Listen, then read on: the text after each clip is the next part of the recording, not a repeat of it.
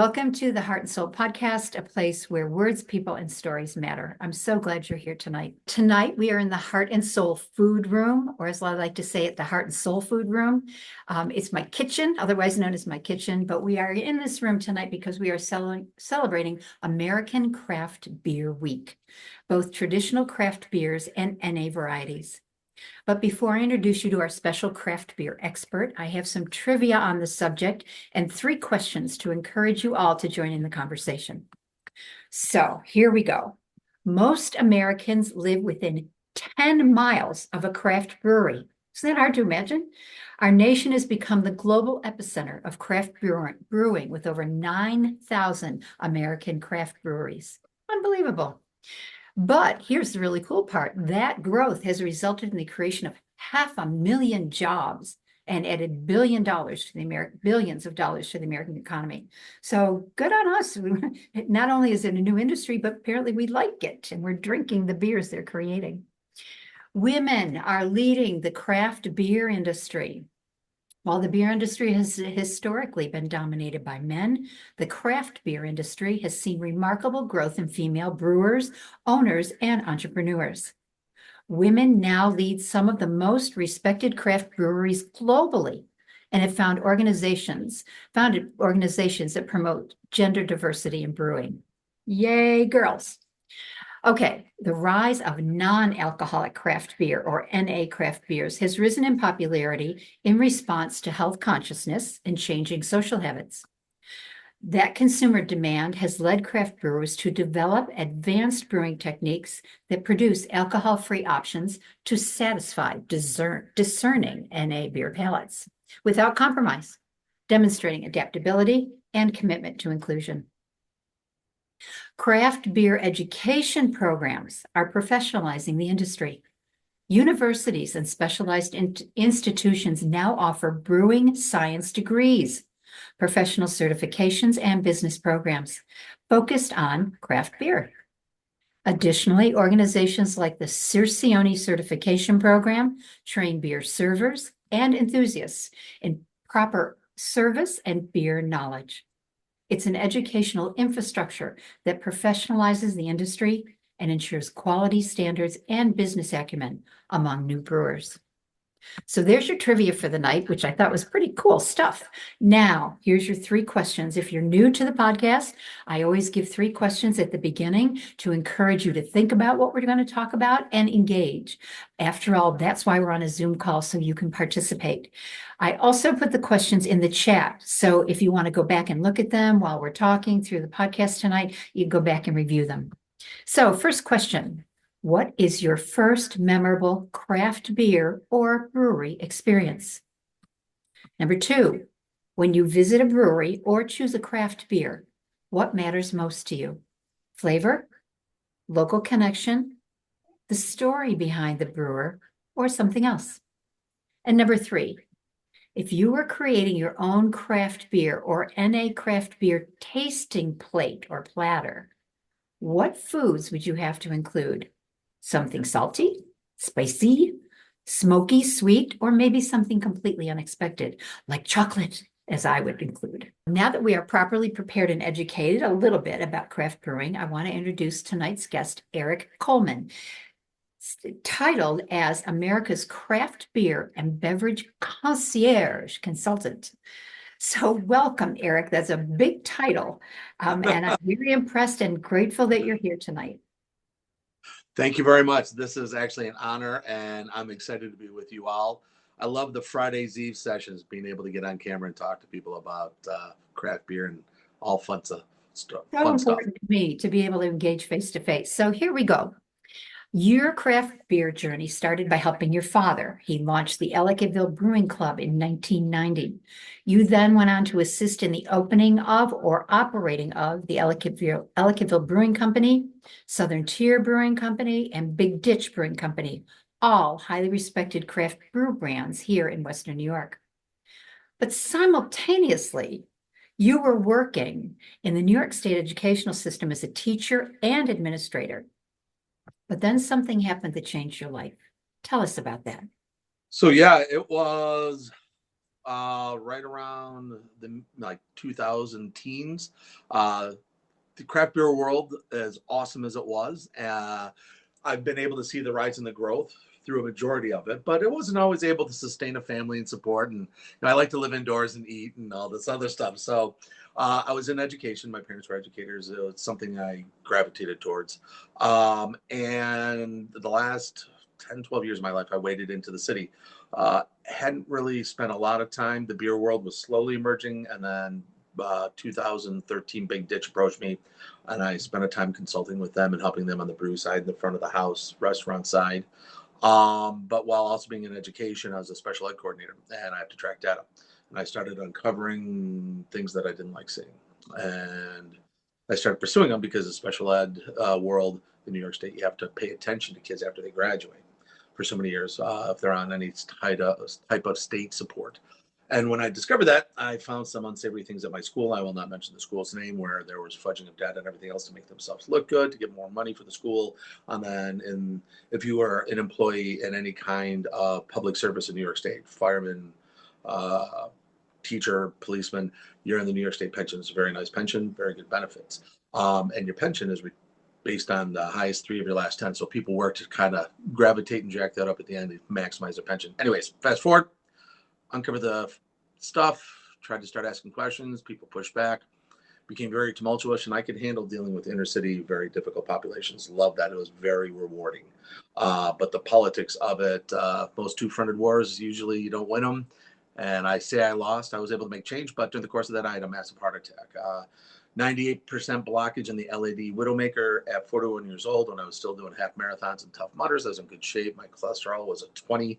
The bad cholesterol, and they couldn't label it, but the way the occlusion happened, I was lucky to be alive because it happened at home, and it's a 0.03% if it happens at home. Fast forward, went in.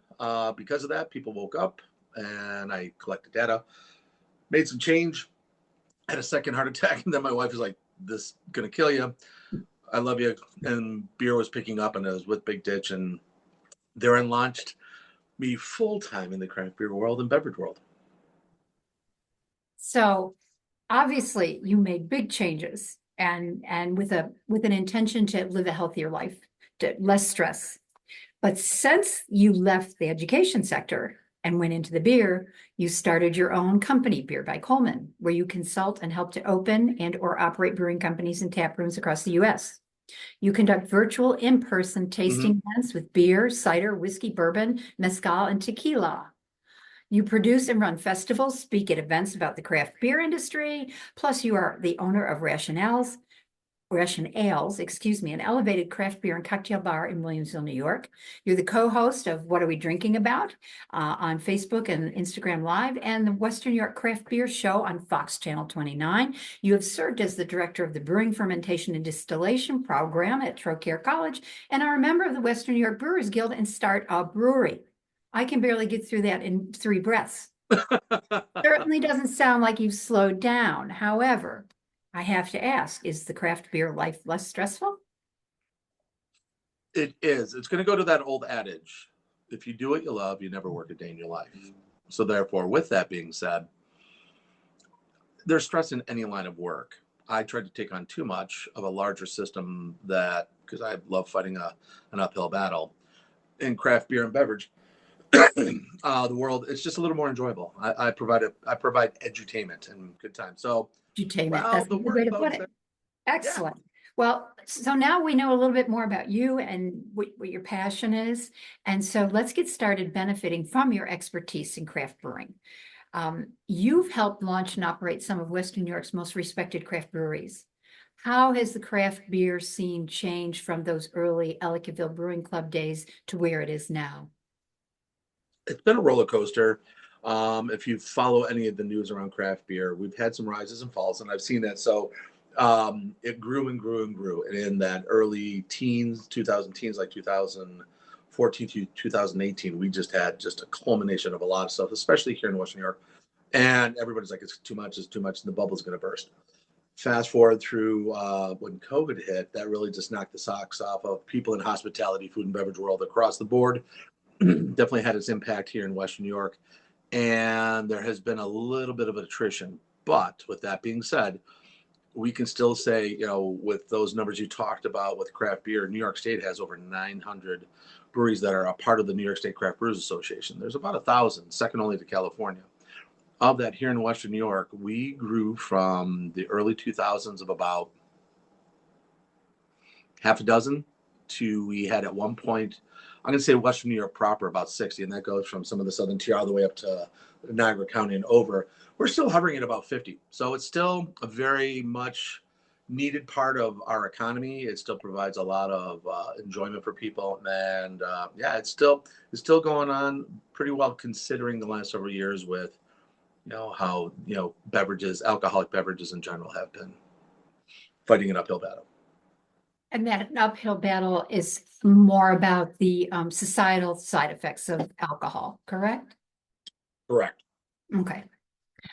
When someone says to you, as I said to you early on when we were before we started the podcast, when we were chatting, I don't like beer. What style or flavor profile do you then try to suggest and say, try this, and why do you pick that kind of beer or that flavor? So the way I would handle that, I tell everybody, let's remember, food and beverage in general, alcohol, no alcohol, it's subjective. It's like liquid or, solid art. It's just another Right. form of it. You have some brewers and distillers and winemakers. It's all a labor of love and passion a lot of the time. So with that being said, when you're dealing with alcoholic beverages, I first would say, well, you walk into a craft bar, or you walk into a bar or a restaurant. You're like, oh, they have this. What is that? And I keep it very broad based. If it's wine, if it's a spirit, if it's a beer, you're like, I don't drink. Because based on that, I can then ascertain a little bit of the palate, a little bit of what you like and don't like. And then based on where you're at, give you some recommendations of what to look for. So for somebody such as yourself, if you do enjoy an alcoholic beverage, I'm not sure if you do or don't, but if you did, you're like, I just don't like beer. I'd say, okay, well, you know what? Craft cider has had a real emergence. It's come along fantastically. It's low cal, gluten free. And they come in some really big, bold and minute flavors. It's not like the stuff you think of like Angry Orchard with the beef on the bottle from 20, 30 years ago. And it's become very much an artisanal thing. And then also you're like, okay, if not that, you can take some kind of a craft NA beverage and infuse it in with orange juice and make a beer /𝒒𝒨 that is still non-alcoholic, and kind of go those different routes. There's a lot of fun ways to still play with craft beer and carbonated craft beverages, because ciders produce very similar to beer, and just still be able to find a decent time that is out there. And then if not, worst case scenario, I mean, as we're talking right now, I have a really nice craft. Wait, let's see it. Put it back up again. Let me see. It's the Polar Seltzer. It's the blackberry mango. And the emerging world, not to get off the beer topic, dirty sodas are becoming a thing. So you can walk into most restaurants. Wait.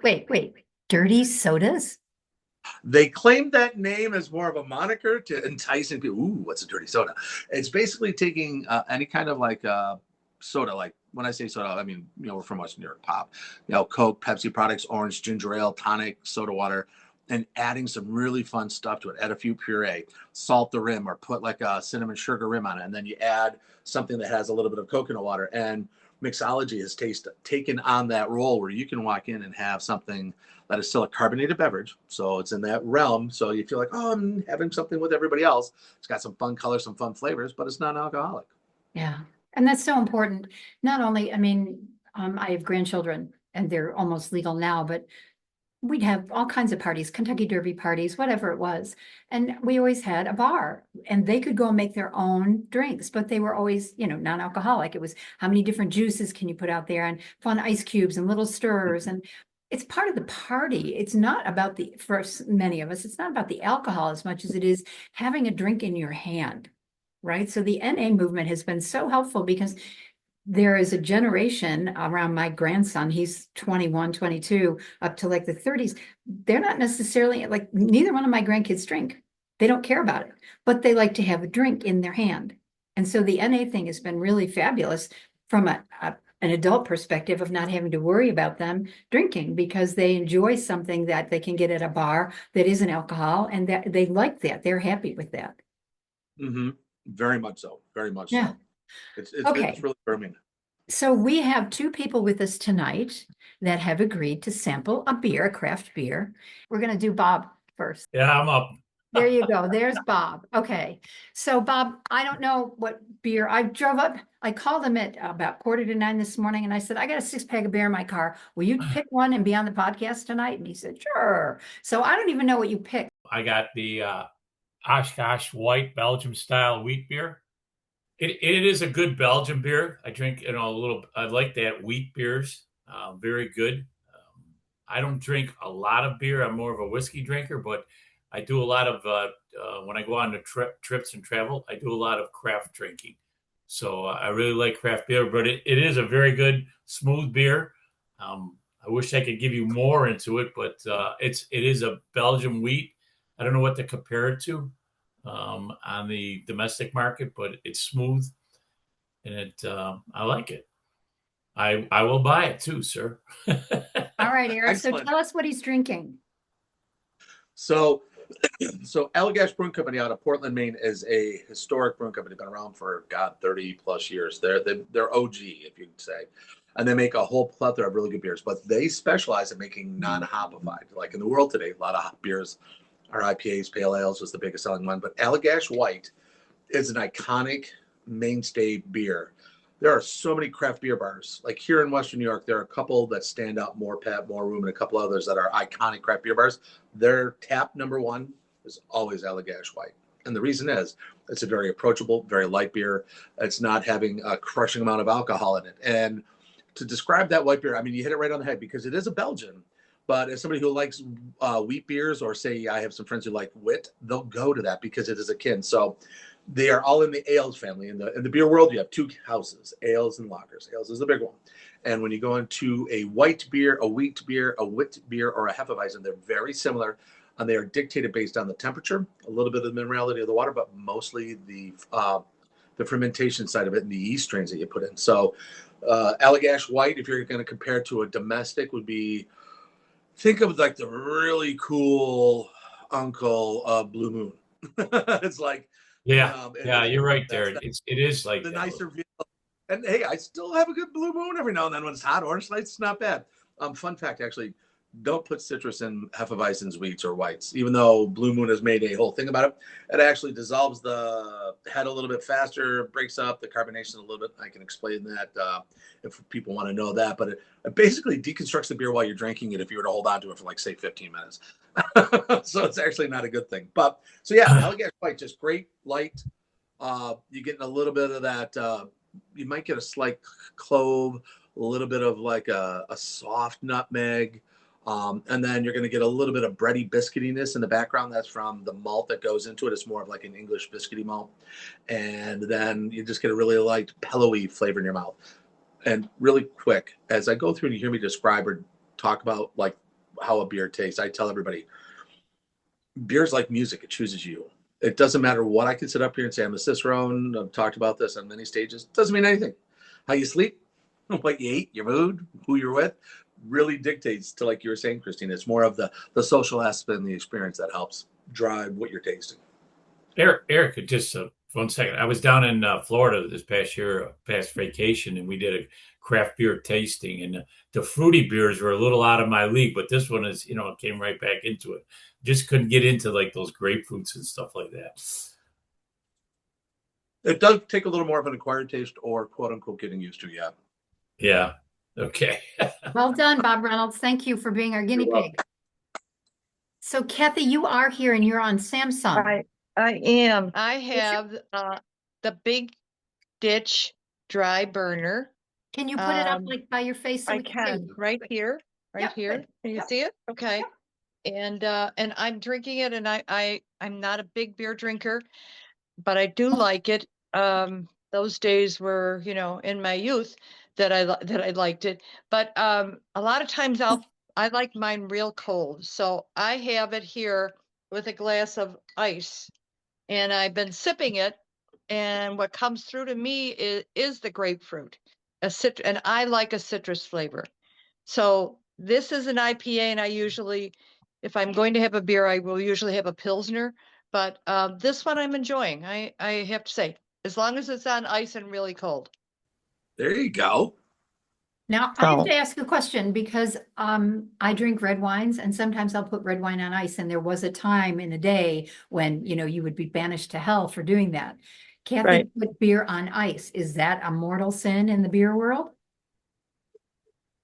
Nope. Once again, my default is enjoy it how you enjoy it. Doesn't matter. If you're enjoying what the moment, then great. When you talk like scientifically and all that, it'll water it down a little bit, which if it's a hot day and you're taking, I'm going to use the adage 15 minutes to drink it, which may or may not be like 15 minutes. That's a long time. It will become watered down. I'm like, oh, the flavor profile could, not saying it will, change enough where it just becomes almost like flat. You ever have that soda that you cracked, forgot about, you want to go put it back on ice? You're like, oh, I really wanted that root beer, that orange soda. And all of a sudden it's like, oh man, flavor's gone, it's flat. That can happen to beer too. But in this case, no. And beer, when it comes out of the tap through a glycol system at any craft bar, brewing company, it'll come out at 38 degrees. It warms up to 41 really quick. And then after about 10 minutes, it hits about 50, 54 in your hand. So keeping it cold, that's something how you enjoy it, go for it. And to your point, you're right. People are now chilling red wines. I just went to a tasting event with a friend who's a Somm, and it was all chilled reds, variations. And I was like, very cool.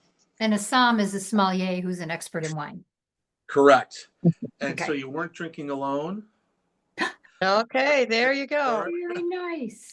I have to tell you too, I come from an Irish background and my grandfather was from Ireland, and my sister reminded me the other day about how he would drink his beer warm, and he would actually put it in a cup of warm water, the can or whatever, in the warm water just to warm it up, because that's how he was accustomed to drinking beer. Yeah, I mean, I've never been to Ireland, even though I'm almost all Irish. I've been to Scotland and England, and yeah, a lot of the pub ales coming out pretty much 55, 65 degrees. And I'm not gonna lie, over there, it's just we kind of find a way to make things interesting here in the United States, but over there, when they've been doing it, longer than we've been around, it tastes good.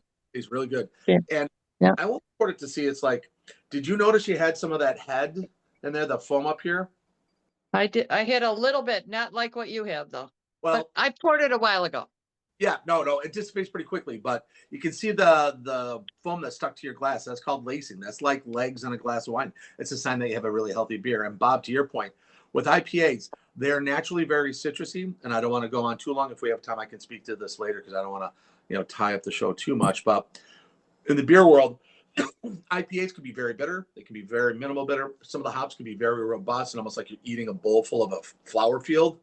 Or there are hops out there. The Galaxy hop tastes like papaya, mango, and pineapple. And in this particular one, they took an IPA, dropped the alcohol content down, kept the IBU's International Bittering Unit up, which is that hoppiness. So this comes across like a little more tart citrusy version of Five Alive for those of us that are young enough to remember the age of when Five Alive was something you'd buy. But yeah, no, it comes across delicately citrusy, a little bit of a bitterness.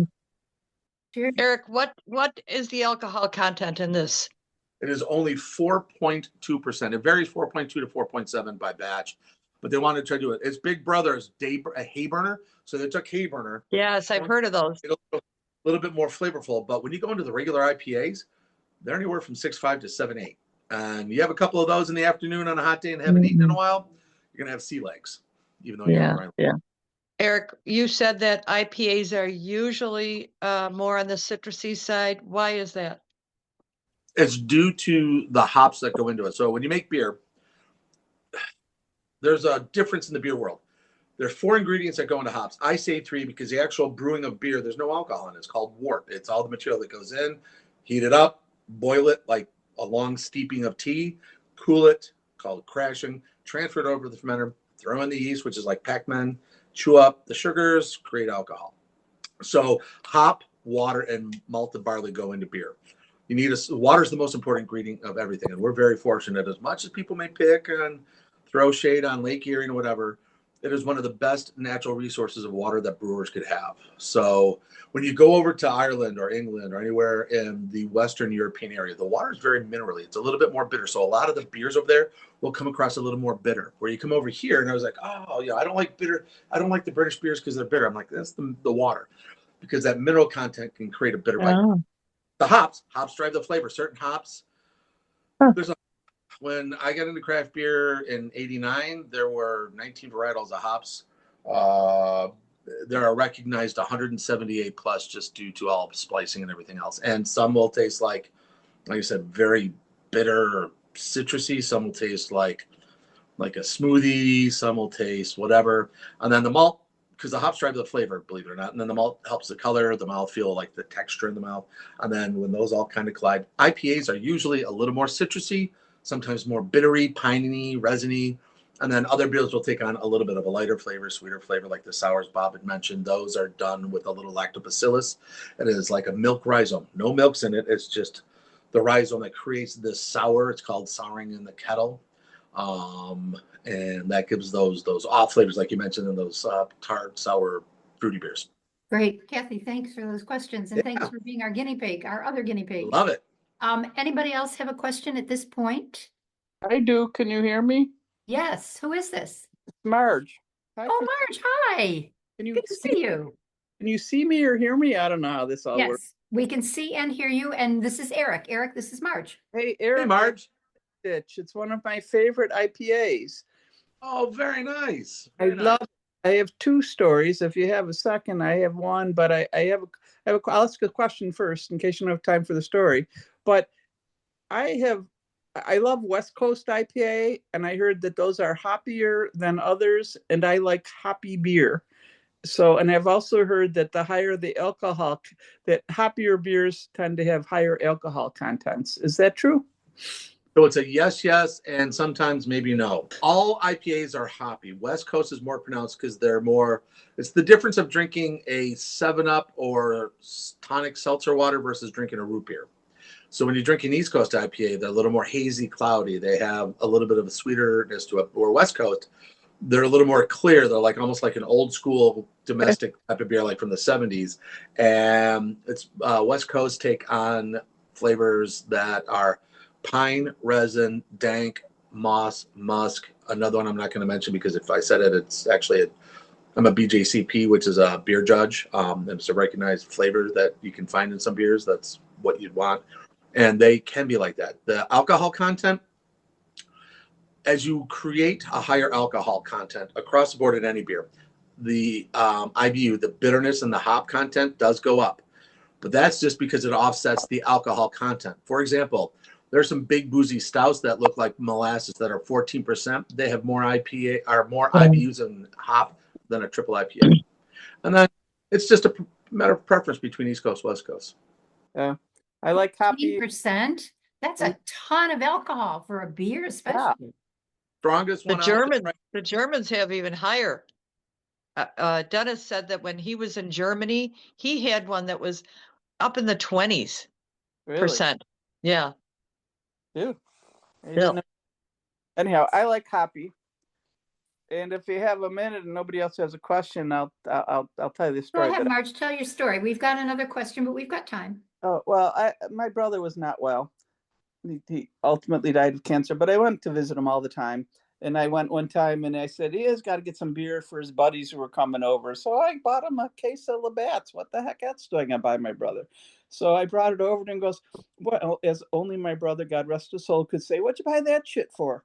And I said, well, you didn't tell me. I thought I was being generous, sister. And he goes, no, IPA. So I tasted an IPA. And I'm like, I don't like that stuff. And then I went over again. Another goes, taste it again. And I did. And I am now, if it's not IPA, I drink water. I just turned into an IPA person all the way. It it's a wonderful memory of my brother. And it is also what turned me on to IPA. Excellent story, Marge. Thank you for sharing that. I like it. I just got one question. Yeah.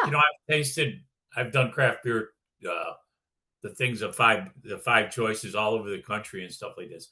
I found down south, though, it's a different taste. Do you think the water has something to do with it when you're down south compared to like when you get out to the West Coast or Colorado? Some of the brewing companies down there, like I'll throw out some names that are well respected and well known, like Cigar City, Three Sons, which is on the East Coast, Three Sisters, which is on the West Coast. And there's a number of other ones down there.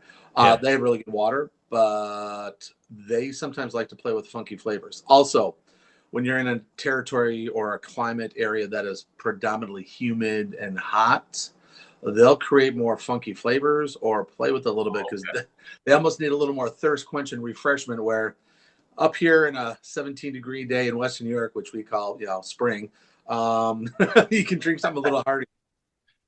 You're right though, because they mix them up totally different down south. That I've done quite a few down there in my travels and stuff. I like to buy those $5 beers. Gives you a good Those taste. flights, yeah, it's a great way to try a lot. We've got about 10 minutes to play around here. And so I want to get into the NA beer because even though we don't have anybody drinking it, like I said, with my grandkids and with their generations, I'm seeing a real enjoyment of NA alcohol and beers. So NA craft beer, Erik, has come a long way in taste and quality. What has changed in the brewing process that allows today's NA beers to feel more like a true craft beer experience? The way in which it's processed, there's about 4 or 5 ways you can actually produce an NA beer. NA beers have been around for a little bit, like the Heineken and some of the other ones have been around for a bit. Those are very traditional, where they call it arrested or limited fermentation, where they'll kind of stop the fermentation short. The longer a beer ferments, the more alcohol it can get, and a little bit bigger of a bolder flavor it can take on. But they'll stop it short and then do like a secondary fermentation, which then still creates that conversion without the alcohol production. But sometimes that can create some really interesting off flavors, like a metallic or like a Band-Aid or something that's just bland like cardboard.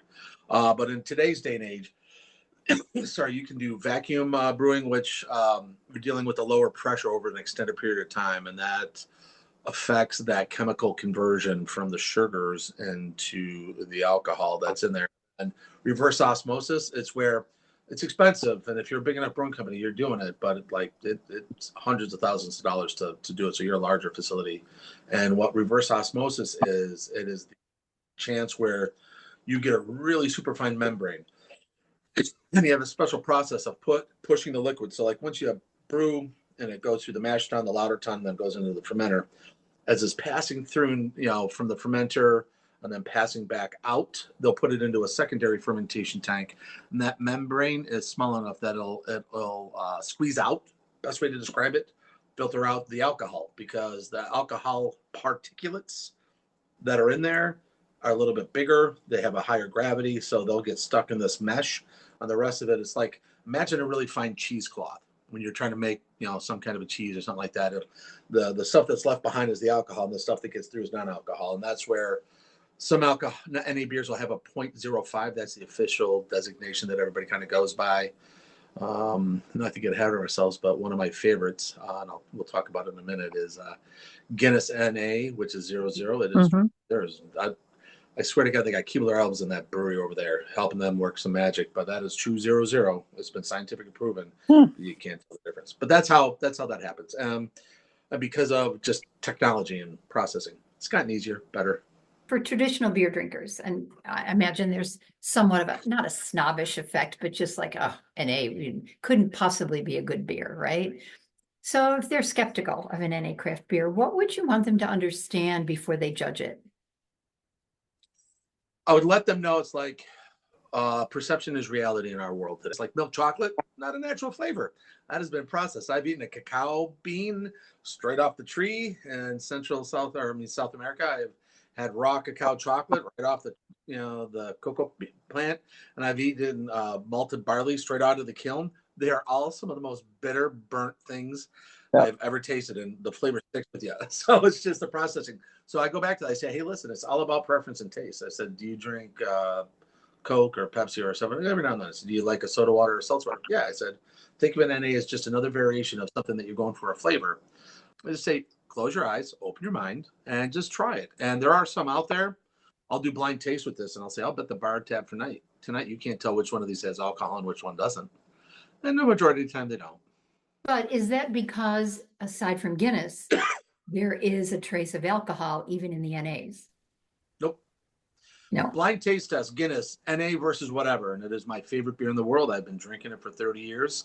I myself can get faked out between the real and the other one, and I've judged at the national stage and states across the country for 20 some years. It has more to do with how they make it. So if you have a really good brewing company or a bigger brewing company, they have the technology and the mechanics to be able to create a better produced beer. So that way it's not just a mechanical chemical Chemistry. conversion. Yeah, Right. it's a little less chemistry and other processes that go through it. Excellent. I have an experience in Ireland with the Guinness. Dennis's sister and a friend of ours both drank the NA Guinness and loved it in Ireland. They just, so I tried it. I'm not a Guinness fan, but I did try it, and it's hard to tell the difference. It really is. Anybody else want to chime in at this point? I have one more NA question, but we can, questions or observations. You want to talk to Erik, please feel free. I liked it better in Ireland than I like it otherwise. Yeah, I've heard that a lot. And again, not a beer Yeah. drinker, so I can't speak to it, but that's not the first time I've heard that. And Erik, does that go back to Bob's question of, is it something in the water? Well, I've never had it in Ireland. It's sad because I have family there, but I'm saving it like the China egg. Anytime you make something somewhere else, I don't care who you are or how it goes, the same recipe from Big Ditch, and they're phenomenal. The two founding owners are biochemical engineers from Cornell. So they can dial this stuff into the minute scientific. Another phenomenal brewing company, Lagunitas, or pick a big one out on the West Coast. Same recipe, same amazing brewers. It's going to be a different beer because that human artistic fashion comes in. Guinness is just tried and true. They've been doing it. Plus the way they produce and the way they kick it out, it is a little bit fresher. There are some things that the UK can do with shelf stability that we don't have to do here, especially when it's not in a keg and it's in a can. Even if you have that nitro widget, they can create something that's less pasteurized and processed. So, and then also, yeah, they got better water. What's your favorite NA craft beer? What's the best on the market today? Whatever beer is in my hand is my favorite beer at that moment. But there's a brewing company, Guinness is probably my favorite, but if you're not into Guinness, there's Go Brewing out of Chicago. Guy's a friend of mine, John Tura. He creates through Go Brewing some amazing flavors, and I've done a couple shows on them. They have pilsners and kolsches and sours and stouts and IPAs and pale ales and everything in between. And I'm going to tell you right now, they're all just really dialed in and really delicious. Because I went and bought a lot of craft stuff today. I ended up getting, can you see this? I don't know where I am here. Can you see this? Yep. So it's a cider. You talked about cider. Mm. So I cracked it and it's 6.75 or something. It's a beautiful color. Look how nice that is, right? Really pretty. Yep. Mm-hmm. And I like it. I'm not a big carbonated person, and I don't like bitter. And this is pretty nice. So it's Blackbird Cosmo cider. Like it. So it comes across like a Cosmo, and that one's a little more bitter. If you go to Blackbird and you try their Red Barn or their semi-sweet, it won't be too sweet. Craft cider is like a carbonated Prosecco. You can go from Prosecco Moscato to Brut Champagne and everything. Mm-hmm. And so some of them can be very titrated where they're very carbonated, and some can be a little more softer bubble like a root beer. All right. I'm going to give you another shot at Erik. Any questions or stories? Can I ask you, what did you say about Prosecco? It's one of my favorite drinks. So it's funny. It's on tap at my restaurant because my wife loves it, and it's actually one of our best-selling products on tap. Yeah. Yeah. I said craft. I noticed a few restaurants are doing that now, putting it on tap.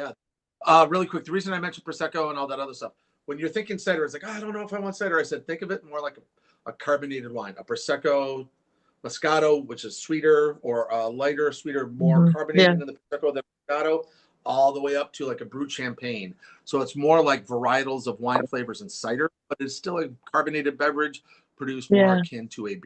Hi, Erik. This is Sylvia. I'm out in California as it goes. I've been told. I've been told that in our little area of Carlsbad, California, and most of San Diego County, North San Diego County, that we have more craft brewers, and we are supposedly one of the top places in the world. Now, we're not big beer drinkers. When we were younger, we certainly had plenty. Yeah. But you'll laugh. We used to go to the grocery, to the drugstore, and you could get a 6-pack of Old Milwaukee for 85 cents. Oh I my mean, it was God. just ridiculous. And it was probably not even worth that much. But the big draw around here is these craft beers set up in, look like warehouses almost, but they get a jazz band or some sort of music, and they provide food. And you can hit one of these places every day of the week, and sometimes a couple, if you really want to get into it. And we've gone, and we went really for the music because it was a friend that had a beautiful rock and roll band. But can you speak to Carlsbad? Do you know how things are here, or is this just are we just a picnic of our imagination? We're not all that great. First and foremost, I'm jealous. Love that area. Yes. On the beer scene, you are in one of the most storied. San Diego north up to Laguna, so it should include Carlsbad. I know right where you're at. I have family in Newport, on the lower end of Newport Beach area. Lower end. And I think you overtook Portland, Oregon as the beer mecca of the United States. There are more breweries per capita in your neck of the woods than you can shake a stick at. So like when Lisa was, when Christina, I work with Christina's daughter for beer tasting. As Christina mentioned, you can go 10 miles in most any area and see it. I think you could go 2 blocks in San Diego alone. So the big thing out in your neck of the woods, and it's a West Coast thing in general, because you can find these. It started in your neck of the woods, but it has crept all the way up into the San Francisco area, Sacramento area, and the northern realm. And those type of brewing companies partner well with some of the wineries in the wine country. They're starting to, instead of wine being like, oh, it's wine, we're wine country in Epicenomo. There's some of those ones are dialing them in. And the reason for it is craft breweries can come in any meaning, shape, and sizes. It's hot. You can get, basically, they're called garage brewing companies. You can find a way to get a little quote unquote permanent pop-up. It's like, you don't need all the insulation. You don't need as much stuff as say we do here in New York State, because it can get pretty darn cold, where even in your coolest time, a little bit of insulation goes a long way. Plus, it's a little bit cheaper and easier. And because people have been making good craft beer out there for decades, you are literally about a decade and a half from the rest of the country as far as producing really good quality beer, even on the small people who are home brewing. It's just, time helps make everybody better, more or less. And so for your neck of the woods, especially because not residential, but commercial space is a premium. If you can put people out on a patio and create some kind of live entertainment and make it more like just, it's like where time stops and you can just sit and relax. Brewing companies are not just as about, hey, we make beer, come in and drink beer. It's the experience and what you can enjoy when you're at a certain place. And the West Coast has been leading the charge on that. Some other bigger cities are starting to do it, like in Atlanta, and some of the coastal big cities of Florida are really starting to do it. But yeah, your area, awesome, delicious brewing. You are, yes, your area is phenomenal. I know Carlsbad personally, but that whole area from yourself down through and into San Diego is probably some of the best craft beer in the country and in the world. Yes, you talk about driving 10 miles. I would venture to say I could drive 1 mile and probably pass 10 breweries, because they're just tucked in anywhere and everywhere. And there was one we went to, they were selling the beer by the ounce, and that's how you were charged. So you went over to a little spigot in the wall and it would tell you what you're drinking. And, I'm happily filling my glass, and all of a sudden it was, $20, $25 in this glass, and it was just a beer. I shouldn't say just a beer. It was delicious. But, you don't realize how expensive it goes when it's something, I don't know what it was per ounce, but it was a lot. Yeah, the 4 walls can get you. You got to be careful. All right, so I believe I'm back. Can you tell me, can you see me and hear me? Yeah. I can hear you. Erik also is a consultant on food to go with, like he will pair your food and your beers. And he gave me a list of, it wasn't necessarily foods, but it was flavors. Salty, sour, hot, spicy. And so I put together a group of foods that I want to show you. Some of you may know, some of you may not. You may not think about it. And then I'm going to give you my world famous popcorn recipe. So the first thing Erik talked to me about was nuts. Okay. So yeah, I mean, and nuts are the thing where you can be really healthy or you can be really terrible. So we started out at the really terrible because the idea of, and when you go to a bar, they always give you what? Something very salty and sometimes something spicy because it'll make you drink more. So I went and I got these new almonds. They're Blue Diamond. They're spicy dill pickle, right? Oh. Everybody's pickle these days. Ooh. So I haven't tried it, but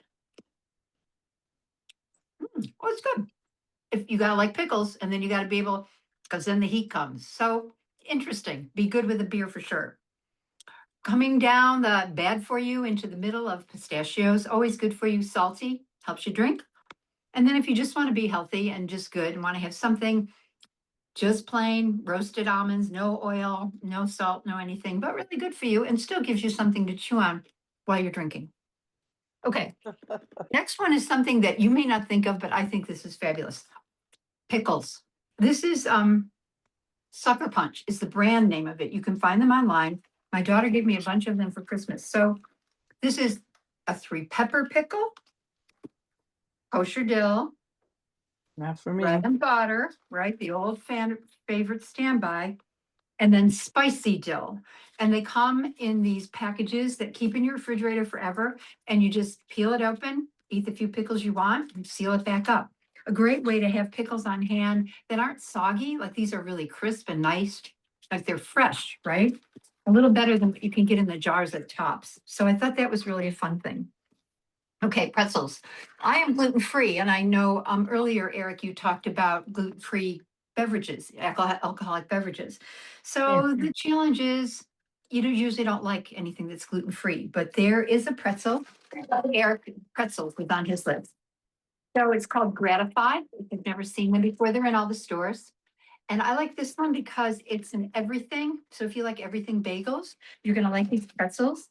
They have sesame, they have poppy seed, they have, what else is it? I don't know. Sesame, poppy seed, onion, and garlic. They're so good and they're nice size. You know, it's just a bite full. But then what I do is I go to Wegmans and I get their caramelized onion hummus. So good. This flavor combination is what you need to do. Really good stuff, and all available at any supermarket. But the Wegmans hummus is only at Wegmans, and it's worth the trip. Okay, I did a cheese board, and so my cheese boards are a little different, probably than most people's. And I don't know. I'm going to pick it up this way. So you know, my favorite cheese these days is a Manchego. If you're not familiar with it, this is a Wegmans brand. It's a fabulous cheese. It's like a mozzarella, only a little drier, but it's rich. And it comes in a mild, a medium, and a strong. So if you're not a real strong cheese lover, this Manchego is perfect. I'm going to pick it up and show you. It's beautiful. It has a rind. It's so beautiful. And then I put, again, gluten-free. Ritz crackers when I was growing up was if you're going to have cheese and crackers, that's what you had. And so I have found these gluten-free crackers. They're called Lance gluten-free, and they're really good. And the thing I like the best, they're just a bite, right? And they're crunchy, and you put the cheese on them, and they're yummy. And you can find these anywhere. And then I do apples and carrots. Just slice them up like you would with anything. But then I add in either ranch or mustard. And I have a mustard that's hot and sweet. Not hot, just spicy and sweet. And it's Nance's. I will eat this on my apples. It's so good. And on my carrots, on anything. I love this mustard because, like I said, it's sweet, but then it gives you that little kick of spice. Really good. Okay. Then, you know, I mean, if you're going to do a charcuterie board or anything like that, you have to have the olives, you have to have the pepperoni, the hams and all the prosciutto. I don't do that. It's too much. I'm by myself. I wouldn't eat it all. So you can get usually these little plastic containers like Tupperware, and they've got the olives and they've got the cheese and the pepperoni. What olives? It's not that I'd eat them by themselves, but when you eat them with the other things, the crackers or whatever, and have the drink of beer, perfect. So just to, add to it. All right, here's the crowning glory. For years and years and years, when I go anywhere, they ask me to bring my popcorn. I'm not special. It's just what I put in it. So here's how you do it. Any pan, however you make it, put a lot of oil to start with. My popcorn is covered with oil. It doesn't sit in it, it's covered with oil. Secondly, I use white popcorn because the kernels are smaller. And I'll try to show you. I don't know if I'm going to be able to show you this very well. Probably not. But a white popcorn kernel is smaller. smaller than a yellow. And so it's more tender. There's not as much husk, which I hate getting all that popcorn husk in your teeth, right? So it's a smaller popcorn. It's more tender. I put it in a lot of oil. I just let it pop. And then I always go to Tops. Here it is. Or wherever you go to your supermarket and buy a brown bag. And you have to do this as soon as the popcorn comes, as soon as it's done popping, when it's still hot. You got to take it and pour it into the bag. All right. So I pour it into the bag. This popcorn's cold, but you'll do it when it's hot. And then I take probably about, this is a quarter cup. No, this is a half a cup of Parmesan cheese. And again, this popcorn is full of oil and it's hot. So you sprinkle the cheese in. Then I take about an 1/8 cup of sugar. Really? And then I just take a pinch of salt. I don't like to put a lot of salt in because that's, I don't know. I think sugar and cheese isn't as bad as the salt somehow. I have no idea. But then you close it up and it's hot and you get all done. This popcorn is warm. It's got the cheese, the sugar, the salt in it. People just, they melt when they eat it. And you just then pour it in your bowl and it's ready to go. I know I'm out of the camera shot, but I'll be right back. Sounds amazing. So there we go. And it's so good. And taste it before you pour it out of the bag. When it's still warm, taste it. Put in more. Like, it's up to you how you like it. I always add more cheese, but the sugar helps to give it that kettle corn taste. And I'll tell you something else. If you really want to get fancy, pop the corn in coconut oil. Oh my God, the flavor is unbelievable. Just unbelievable. So those are snacks that some you may know of, some you may not, some you may want to try, but something that will go with a beer, a cider, a glass of water, but it's all good stuff. And so Erik, comments on what you think I did in pairing. Amazing. You literally covered all the food groups and you were spot on. It's a matter of, it's about the flavor. I mean, when I sit down and say I do a beer dinner, there are certain things that I would put into it. When I do a pairing with snacks, yeah, I always use a nut. Meat and cheese are pretty easy. I like to always include popcorn. Your pretzels are spot on because even with flavored pretzels, they expunge the palate. Because say you try a beer that's really big and bold in flavor, and you have something like that, it helps you then be able to and ready to taste that next beverage. And yeah, popcorn is always delicious to go with everything. So on a serious note, everything there was awesome. And I can't wait to try some of those things. Okay. So Erik, you have been a terrific, terrific guest. Thank you so much, not only for your knowledge and wisdom, but for your willingness to tell us little trade secrets and allow us to, I think it's so important that you allow us to be who we are and what we like, and don't criticize us for that, but try to help us find a way to get to what we want. And that's awesome. Thank you. Do me a favor and please tell everybody about your upscale restaurant in Williamsville. So if you ever happen to come out in Williamsville, I'm usually in and out of there on any given day. Between this and the other businesses I own and run, I have a little flexibility. But it is a high-end craft beer cocktail bar. When I say high-end, it's very chill. Big patio space, a lot of music, a lot of bands. Music, I mean, in Williamsville is rather insane, but we also have bands and live music outside Friday, Saturday, weekend. We have an upstairs patio, a lower covered patio, and then a side open courtyard patio. Our food is, we have some fun flavors, pizza and wings like a lot of people, but we do some really nice wraps. We do a lot of other fun flavors, and it's more of we created it because we wanted people to come in, forget time, and be able to congregate and have a good time. So it's just more of a nice, fun place to visit. We do a lot of events, baby showers and all that other stuff. So if you're ever out in the way, we have a great cocktail menu. Our bartender, Hannah, was best bartender last year. So we also have a really nice curated collection of spirits, cocktails, and wine as well. And what's the name of the restaurant? What is the name? I pop in. Ration Ales. So it's like rationing. So it's Ration Ale. So it's RATION, capital ALES. And we're right in the middle of Main Street, right kind of across from where the Hampton is there, kind of kitty corner from the original Pancake House. 5444 Main Street. Yeah, we take reservations. You can call the book. You can go online to the website. You can go through social media. And we're very fortunate. Nerds Gone Wild are a very big popular band out here. And Ed Weiner, the lead singer of it, does all of our bookings. So he does a phenomenal job that if you go to our Facebook page and or our website, you can see our listing 3 months out for music. I think people ought to call you master of the quips. As I was listening to you talk, you were coming up with a lot of things, and they just roll right off your tongue. Well, I mean, I get paid to talk and hang out with cool people like you all about alcohol, so it's not too hard. You all have been amazing. Thank you all for giving up at least the first period of the Sabres game. I want to tell you next week we are going to feature a national not-for-profit called A Soldier's Journey Home.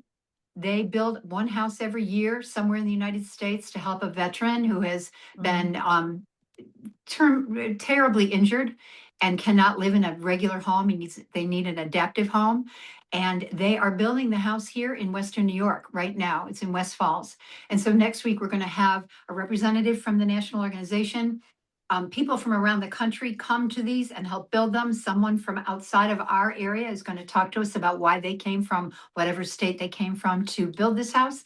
And then we're going to talk to the veteran, U.S. Army veteran who lost his leg and his wife and why this house means so much to them. So a really special show next week. We're a week before Memorial Day, but still a great salute to veterans and the way that our nation works really hard to try to pay them back for their service. So if you're around next Thursday, check it out. Again, if the Sabres continue on in the playoffs and they play again on a Thursday, we're probably going to be from 6 to 7 instead of 7 to 8.